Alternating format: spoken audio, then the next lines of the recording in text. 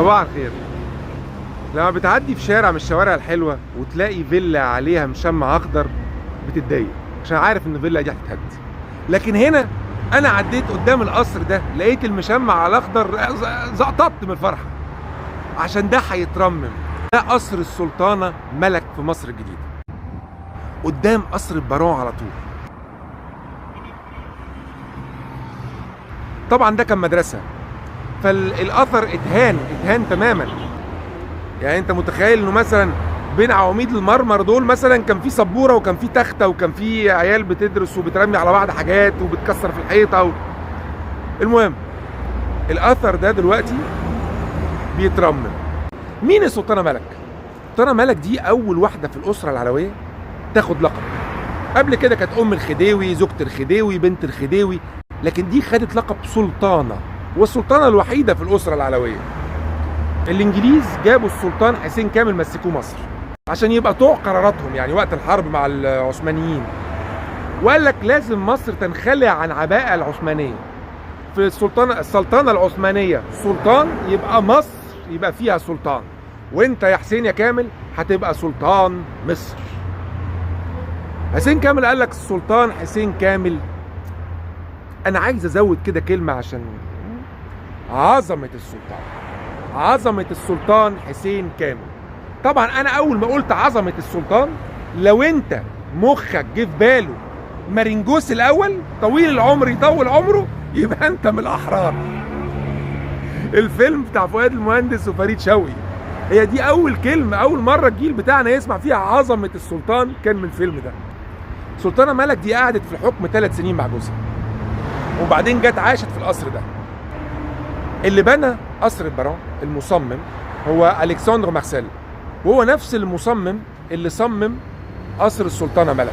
أوربن ليجند، أسطورة حضارية. دي بتبقى أساطير لحاجات بتتحكاها الأجيال لكن ما نعرفش حقيقي أو غلط، وغالبا بتبقى غلط. يقال إنه الأمير حسين كامل زار البارون أومبان في البيت في القصر بتاعه وقال له أنا عايز أشتري القصر بتاعك.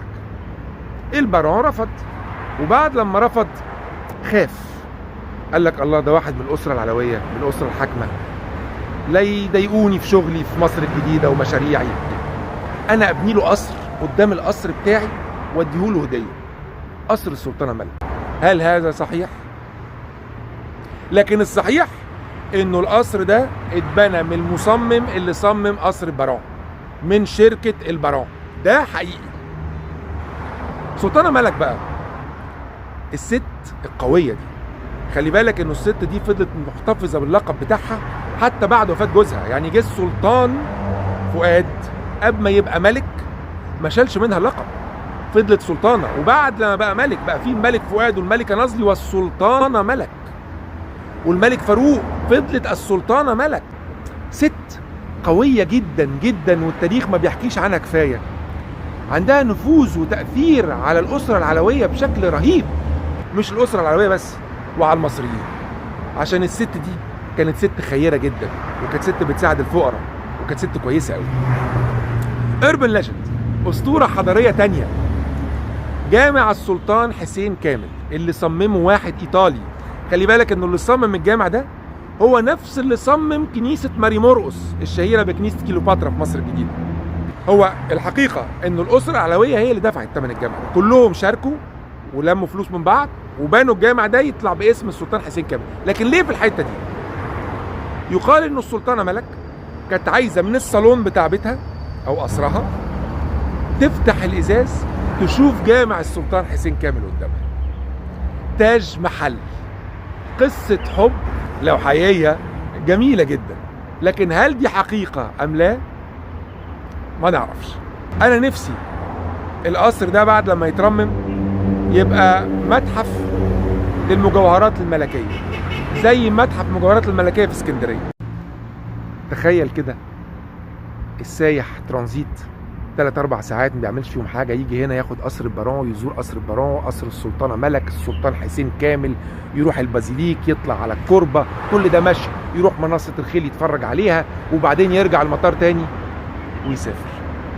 تخيل الفلوس والانتعاشة الاقتصادية اللي ممكن تعملها مش بس لمصر، للمنطقة دي كلها. انا بشكر صاحب القرار بجد، وصباح التاريخ وصباح الفخر وصباح الفل.